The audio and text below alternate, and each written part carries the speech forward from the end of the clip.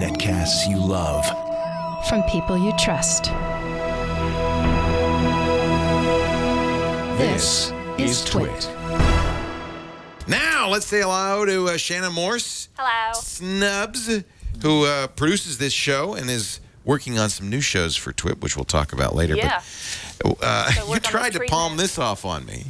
She said, Leo, would you like to review the Kobo next week? I said, not really.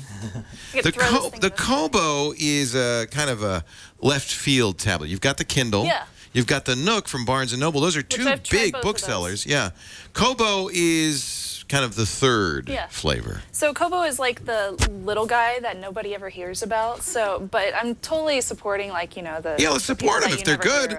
Absolutely. And they do have some really great products that I've found. We reviewed the Kobo Glow. That was so little. The Glow, which actually glows. It has a backlight, so it's kind of like the Paperwhite. Right. And we also reviewed the Kobo Mini. That was the little one, which is the teeny tiny one that can fit in your back pocket. I really like that one, and it's under $100. And then we have this one, which is called the Kobo Touch, and it's very similar to the hold it right here. I'll hold Kindle version. Yeah, it looks like a Kindle Touch. Very lightweight. It does. It's very similar. Same kind of e-ink screen, yes. right?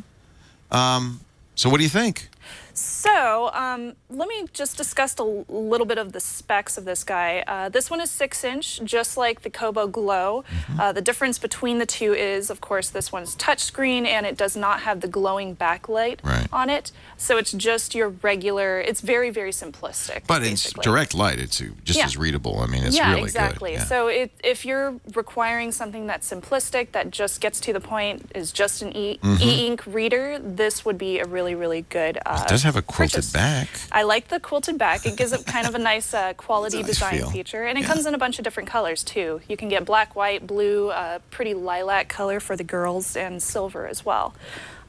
It's a little bit pricey. It's $130. I would aim closer to $100 for this version of a e-reader. And it also does tap and swipe gestures whenever you're reading your book. So if you're more of a swiper like I am, then you don't have to worry about that. I could swipe through the pages. Oh, that's cool. And then this little button is a physical home button, which is kind of nice. That is nice. You don't see that very often. That's good. Yeah. So if you go back there, you can see there's a settings button up here. There's not a whole lot to it. You can also get to the bookstore and the reading guide. It was kind of interesting with this, the fact that on the home screen they have a couple of your books, and then at the top is this huge link for the bookstore. They're like really saying, hey, you want to buy more books, go to our Kobo store, buy more things. So it kind of stands out. The internal storage on this is about 2 gigs, so it's going to fit you several hundred books. Yeah. And then 32 gig micro SD card can also be added onto the bottom of it. It has a little micro SD slot right there. Yeah. Yeah, so you can fit several thousand books if you include a micro SD card. The battery life is great on this. I love it. It didn't take any time to charge, maybe a couple hours, and then it lasts you for a good month. So no problems with that. It's very normal with the e-ink books that you can find on the market. And it does wireless syncing with Kobo as well. So you can download software and just sync up to the cloud for all your books. Do I have to buy books from Kobo, Kobo store? It will take all sorts of different file formats. You can do images on here, like JPEG and whatnot. You can also do PDFs, MOBI, and EPUB as well. So any kind of those kind of books you can put onto a micro SD card and read on that. And it's Wi-Fi only? Wi-Fi only, yes. There's no extra I see all the ports. Wi-Fi and of course, it does have a charging port on the bottom, so you can plug it in. Here, let me enter in our password here. Don't show that. So the box doesn't include very much when you open it up. It just has the Kobo itself, a quick start guide, and the charger, of course.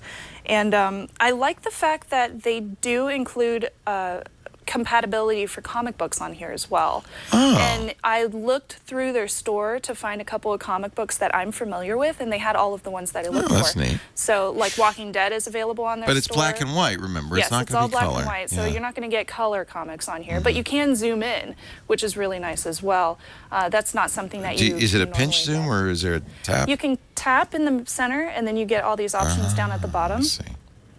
And you can change the text quality, how big it is. You can also change the actual fonts if you want to, which is interesting, as well as different things like spacing, line spacing in the margins. So you have a lot of customization options just in case, you know, you can't see as well or you're a little bit older and you need larger fonts. So when it you was use nice that they open included dyslexic, that. apparently Open for folks who are dyslexic. See, that seems harder to read, but that does. Maybe for a it's easy dyslexic, for maybe it is. dyslexic.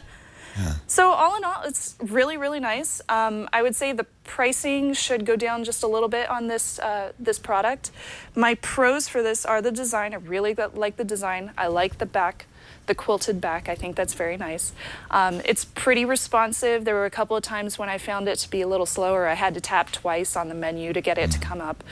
Just a couple of small things, but it wasn't to the point where it was super annoying for me. And it's simplicity. I like a simple ebook reader. That's what I want. I don't want to read books on my iPad. I don't want to read them on my phone. I want to read them on an ebook reader because I like e-ink. I don't like backlit screens. No, not for books. Drives me crazy. It gives me a headache. And then the cons are the price. I think that should come down a little bit. So 129, you said? yeah, 129. Yeah. So I would give it a try. I would definitely try it out, see if you like their library. Everything that I searched for, I could find in their library, so it's definitely growing.